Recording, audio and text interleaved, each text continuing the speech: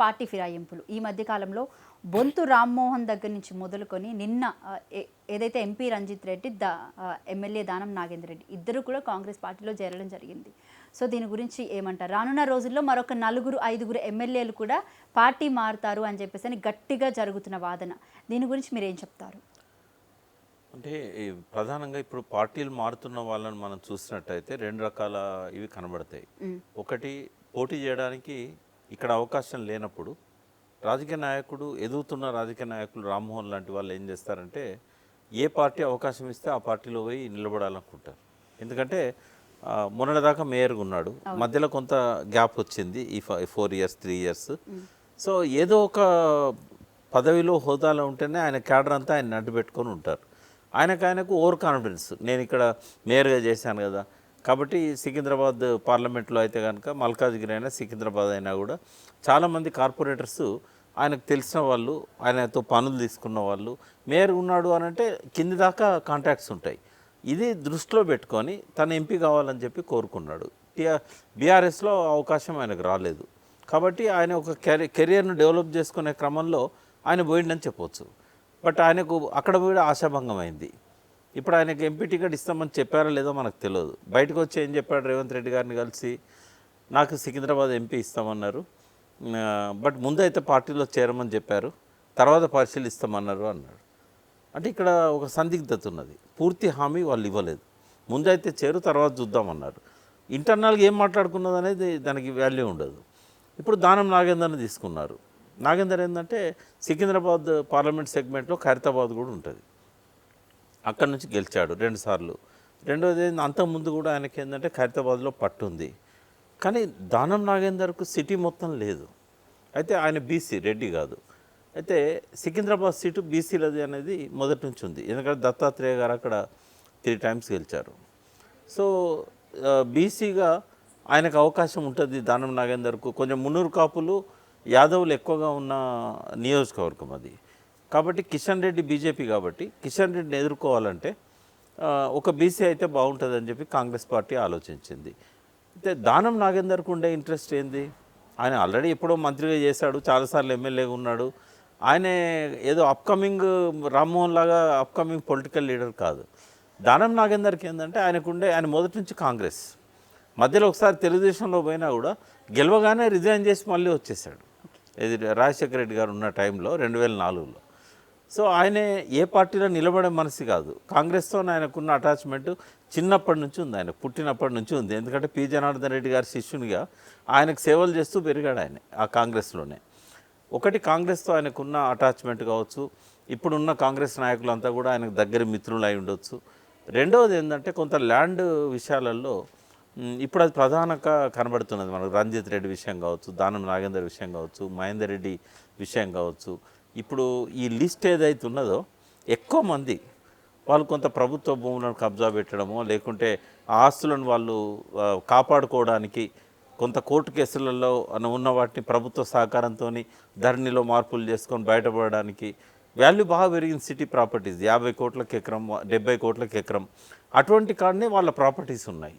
So ORR పక్కన కానీ ఇది ప్రధానంగా మనకు కనబడుతూ ఉన్నది. ఇప్పుడు మహేందర్ రెడ్డికి ల్యాండ్స్తో సంబంధాలు ఉన్నాయి, రంజిత్ రెడ్డికి ల్యాండ్స్తో సంబంధాలు ఉన్నాయి, దానం నాగేందర్కి అయితే మొదటి నుంచి ఉన్నాయి.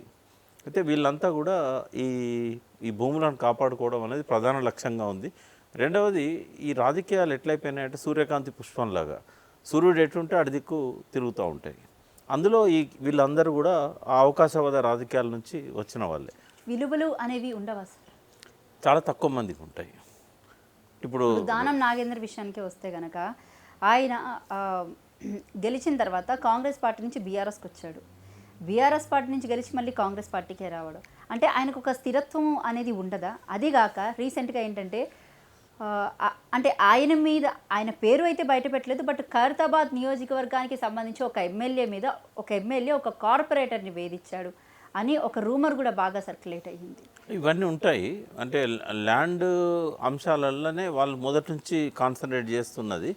ప్రజలతో బాగుంటూనే వాళ్ళు ఎక్కడ అవకాశం ఉంటే అక్కడ ల్యాండ్ గ్రాబింగ్ చేయడం కానీ, ప్రభుత్వ భూములను, ఇతరుల భూములను కబ్జాలో పెట్టడం, ఇది వాళ్ళకి ఏంటంటే పెద్ద వ్యాపారం అది భూములది అనేది. సో రంజిత్ రెడ్డిది కొంచెం డిఫరెంట్. ఏంటంటే ఆయన ఫేర్గా వచ్చాడు రాజకీయాల్లోకి. కేసీఆర్ గారు ఆహ్వానం మీద వచ్చాడు. అంతకుముందు ఆయన పెద్ద పోల్ట్రీ బిజినెస్, ఆయనకు ఓన్ బిజినెస్ ఉంది పోల్ట్రీలో. ఆయనకి ఈ డబ్బు అవసరమే లేదు వాస్తవంగా. బట్ ఆయన వచ్చిన తర్వాత ఏం చేశాడు, ఎంపీగా ఉంటూ ఆ చేవెళ్ళ కదా హార్ట్ బెడ్, అది బాగా ల్యాండ్ రేట్స్ బాగా పెరుగుతున్న ప్రాంతం అది, సైబరాబాద్ అదంతా. సో ఆయన మెల్లమెల్లగా ఈ ల్యాండ్స్లోకి వచ్చాడు. ల్యాండ్స్లోకి వచ్చి పెద్ద పెద్ద కన్స్ట్రక్షన్ స్టార్ట్ చేశాడు. సో వచ్చినాక మారిపోయాడు ఆయన. నాగేందర్ది అట్లా కాదు. నాగేందర్ 30 ఏళ్ళ అదే నుంచి రంజిత్ రెడ్డికి చేవెళ్ళ నుంచి బీఆర్ఎస్ పార్టీ తరఫున టికెట్ ఇస్తే పోటీ చేయనన్నాడు. మరి కాంగ్రెస్లోకి వెళ్ళి పోటీ చేయడానికి గల కారణాలు రెండు ఉంటాయమ్మా. ఒకటేమో తనకున్న పర్సనల్ ఫాలోయింగ్ కొంత పోతుంది, ఓకే. కాంగ్రెస్ అధికారంలో ఉంది కాబట్టి కొంత ఉపయోగించుకోవచ్చు అనేది ఉంటుంది. కొంత నమ్మకం వస్తుంది ఆయనకు. బీఆర్ఎస్ ఏంటంటే వాస్తవంగా మేమంతా ఎక్స్పెక్ట్ చేసింది ఏంటంటే విశ్వేశ్వరరెడ్డి గట్టి పోటీ ఇవ్వగలిగేది రంజిత్ రెడ్డి. బీఆర్ఎస్ గెలుస్తుందని అనుకున్నాం మేము. కానీ ఆయన ఈ భూములది ఏమన్నా మరి ఉందేమో నాకైతే తెలియదు. బట్ ఈ మధ్యకాలంలో చాలా ఈ కన్స్ట్రక్షన్ యాక్టివిటీలో బాగా ఉన్నాడు ఆయన. దానివల్ల ఏమన్నా తనని, ఇప్పుడున్న ముఖ్యమంత్రి ఎటువంటి వాడంటే ఎవరి లోపాల ఏం లోపాలు ఉన్నాయి, ఆ లోపాలను ఉపయోగించుకొని ఎట్లా బ్లాక్మెయిల్ చేసి వాళ్ళని మన దిక్కు తెచ్చుకోవచ్చు అనే వ్యక్తిత్వం ఉంది ఆయనకు బాగా రియల్ ఎస్టేట్ మీద పట్టుంది. గతంలో ఉన్న ఏ ముఖ్యమంత్రికి కూడా రియల్ ఎస్టేట్ మీద పట్టు లేదు. రేవంత్ రెడ్డి గారికి సర్వే నెంబర్ చెప్తే చాలు, దాని ఓనర్ పేర్లు అని చెప్తాడు ఆయన. లొకేషన్ చూపెడితే ఈ ల్యాండ్ ఎక్కడ లొకేషన్ చూపెడితే చాలు, ఇది సర్వే నెంబర్తో సహా చెప్పగలుగుతాడు. ఎందుకంటే ఆయన 20 ఏళ్ళ జీవితం అంతా కూడా ఆయన వ్యాపారం అంతా రియల్ ఎస్టేటే. ఆయన బ్రదర్స్ కానీ ఆయన కానీ తప్పేం లేదు చేసుకుంటే. కానీ ఆయన పూర్తి గ్రిప్ ఉన్నది కాబట్టి ఏ భూములలో ఎవరెవరు అక్రమంగా వాళ్ళు ఎంటర్ అయ్యారు అనేది కూడా తెలుసు ఆయనకు. ఇట్లాంటిది ఏదన్నా లూప్ హోల్ ఉండొచ్చు అని నేను అనుకుంటాను రంజిత్ రెడ్డి విషయంలో. ఆ కోణము మనం విస్మరించలేము. అయితే చాలాసార్లు ఏమైందంటే ఎలక్షన్స్ వచ్చినప్పుడు రాజకీయ నాయకులు వాళ్ళ చిరునామాలను సరి చేసుకుంటారు. నేనున్నది కరెక్ట్ అడ్రస్సా, లేకుంటే పార్టీ మారితే నాకు ప్రయోజనమా. ఒకటి ఏమైందమ్మా, రాజకీయాలు బాగా డబ్బుతో ముడిపడి ఉన్నాయి కాబట్టి ఒక స్టేజ్లో ఏముండేదంటే కొంత మాలాంటి వాళ్ళు ఇంటలెక్చువల్స్, సమాజానికి సేవ చేయాలనే తపన ఉన్న వాళ్ళు ముందుండేవాళ్ళు. వాళ్ళకి వెనకాల ఏదన్నా అవసరం వచ్చినప్పుడు సహాయం చేయడానికి వ్యాపారస్తులు కానీ ఇట్లాంటి వాళ్ళు ఉండేవాళ్ళు. కానీ 80, 90 ఆ తర్వాత చంద్రబాబు నాయుడు పీరియడ్ మనం ఒక ల్యాండ్ మార్క్గా పెట్టుకోవచ్చు. అది ఒక టర్నింగ్ పాయింట్ అని చెప్పొచ్చు. ఎన్టీ రామారావు ఉన్నంత వరకు ఒక ఎమోషనల్ ఓట్ బ్యాంక్ అనేది ఉండేది. బట్ ఎప్పుడైతే చంద్రబాబు నాయుడు 1999లో ఎన్టీ రామారావుకు వెన్నుపోటు పొడిచిండనే ఒక ముద్ర ఉన్న వ్యక్తిగా తన ఎలక్షన్స్ పోయాడు. పోయినప్పుడు ఆయన మిగతా సహచరులతో అన్నది ఏంటంటే, అప్పుడు కేసీఆర్ గారు కూడా ఆయన క్యాబినెట్లో మంత్రిగా ఉండి ఆయనకు సలహాలు ఇచ్చిన వ్యక్తే. ఆయన కేసీఆర్ గారు ఎన్నోసార్లు మాతో చెప్పాడు. ఏమన్నాడంటే ఆయన, నాకు గ్లామర్ లేదు, నాకు సరిగా మాట్లాడడం కూడా రాదు, ముఖ్యమంత్రిగా లాస్ట్ 4 ఇయర్స్లో చేసింది కూడా పెద్దగా లేదు, ఎందుకంటే వరుస కరువులు, పైనుంచి చాలా నిందలు ఉన్నాయి, ఎన్కౌంటర్లు చేశాడు, తెలంగాణ ప్రజలను చంపేశాడు, రైతులు ఆత్మహత్యలు చేసుకుంటున్నారు, కరువు ఉంది బాగా, ప్రజలను ఆదుకోవడంలో విఫలమయ్యాడు. నాకు ఎన్టీ రామారావు లాగా వాక్చాతుర్యం లేదు, గ్లామర్ లేదు, చేసిన పనులు లేవు. మనం ఎట్లా గెలవాలి 99 ఎన్నికల్లో? అప్పుడు ఏంటంటే డబ్బు ప్రాధాన్యతను బాగా పెంచిండు ఆయన.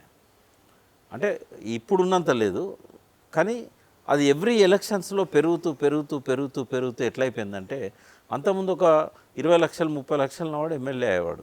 ఇవాళ 20-30 కోట్లున్న ఎమ్మెల్యే కాని పరిస్థితి ఉన్నది. అంటే ఇదంతా ప్రతి ఎన్నికల్లో పెరుగుతూ వస్తున్నది. అంటే ఎన్నికలప్పుడు అప్పులు తేవాలి, పార్టీ నుంచి కొంత తీసుకోవాలి, అవసరమైతే భూములు అమ్ముకోవాలి, ఆ డబ్బులు ఖర్చు పెట్టాలి, ప్రజల ఓట్లు కొనాలి, మళ్ళీ గెలిచిన దగ్గర నుంచి మళ్ళీ సంపాదించాలి. అంటే వ్యాపారమే పరమావధిగా మారిన ఎన్నికలు. మారినప్పుడు వాళ్ళకి ఎవరు వస్తారు? అవకాశవాదులే వస్తారు. వీళ్ళ మనుగడ కోసం అవకాశవాదులను ప్రోత్సహిస్తారు. ఉదాహరణకు చంద్రబాబు నాయుడు ఓటుకు నోటు కేసు అయిన తర్వాత అప్పుడు ఉన్నది బీఆర్ఎస్కు బొటాబొటి టీఆర్ఎస్ ఉండేప్పుడు 63 సీట్లు, 4 ఎమ్మెల్యేలను వెనక్కి లాగితే గవర్నమెంట్ పడిపోతుంది. కాబట్టి అటువంటి పరిస్థితుల్లో ఏమైంది, మన సంఖ్య పెంచుకుందాము అని చెప్పి ఎవరెవరైతే గవర్నమెంట్తో సయోధ్య ఉంటూ మా కాన్స్టిట్యున్సీలలో పనులు కావాలని చెప్పి వాలంటరీగా వచ్చిందో వాళ్ళందరినీ కూడా పార్టీలోకి తీసుకున్నారు. టీడీపీ నుంచి, కాంగ్రెస్ నుంచో 15-20 మంది వచ్చారు. రెండోసారి ఎన్నికల్లో ఏమైంది, 88 సీట్లు వచ్చాయి. అయినా కూడా ఇక ఈ గవర్నమెంటే శాశ్వతంగా ఉంటట్టుంది అని చెప్పి మళ్ళీ రెండోసారి మాత్రం ఎవరిని బలవంతం చేయలేదు. దయాకర్ రావు లాంటి వాళ్ళైతే మొత్తం పార్టీ మెర్జ్ చేశారు. అంటే ఈ పరిస్థితి వెనకాల 2 ఉంటాయమ్మా. ఒకటేమో ఈ పార్టీ స్థిరపడ్డది, దీని ద్వారా పోతే మనం కాన్స్టిట్యున్సీలో ప్రజలకు ఏమైనా చేయగలుగుతాం. రెండవది ఏంటంటే డబ్బు సంపాదించాలి అని అంటే పెట్టిన ఖర్చు మళ్ళీ తిరిగి రాబట్టాలన్నా నెక్స్ట్ ఎలక్షన్స్లో మళ్ళీ పెట్టాలన్నా అధికార పార్టీలో ఉండాలి. వాళ్ళకున్న వెసులుబాటు ప్రతిపక్ష పార్టీలో ఉన్న వాళ్ళకు ఉండదు. ఇది విలువలు తగ్గడానికి అయింది. కాకపోతే జనం ఏంటంటే జనంలో ఒక గ్యాప్ ఉంది. జనాన్ని చైతన్యం చేసే వాళ్ళు కనబడట్లేదు. ఒక ఇన్స్టిట్యూషనలైజ్ కావాలి అది. ఓటు డబ్బులకు అమ్ముకోవద్దు. ఈ ఓటు ద్వారానే మనం వాళ్ళకి అధికారం ఇస్తున్నాము. మనం నిలదీయాలి అని అంటే మనం వాళ్ళకి సరెండర్ కావద్దు. మనం నిజాయితీగా ఉన్న వాళ్ళకే ఓట్లు వేయాలి. ఈ చైతన్యాన్ని, ఈ ప్రచారాన్ని చేసే సంస్థలు కావాలి, యువకులు కావాలి, యువకులు. తర్వాత ఏవైతే ఎన్జిఓస్ ఉన్నాయో వాళ్ళు ఈ పని బాగా చేయాలి. ప్రభుత్వం వైపు నుంచి మాత్రం వాళ్ళకి ఎటువంటి ప్రోత్సాహం ఉండదు. ఇది చేయగలిగితే కొంత రాబోయే రోజులలో సామాన్యులు, కొంత ప్రజలకు సేవ చేసేవాళ్ళు నిలబడి గెలిచే అవకాశం మా రాజకీయాల్లో ఉంటుంది.